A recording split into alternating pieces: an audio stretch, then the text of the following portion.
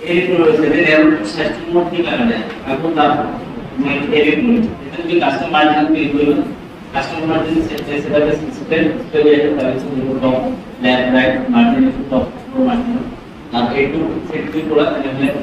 left আর একটু right margin setting করে নিই ওকে ওয়াটার প্লেয়ার একটু সেটিং টু রিকোয়ার্ড সেটিং করব ঠিক আছে তারপর সেই তোমার কন্টেন্ট সাপোজ কিভাবে লিখিলেন ঠিক আছে কিভাবে লিখলে এই টেক্সট নিতে প্রিন্ট করতে হয় প্রিন্টিং অর ফার্স্ট সেটিং হচ্ছে এই পেজ লেআউট সেটিং এমন লিখে দেন নোটস ওখানে রিপোর্ট ওখানে তোমাকে লিখা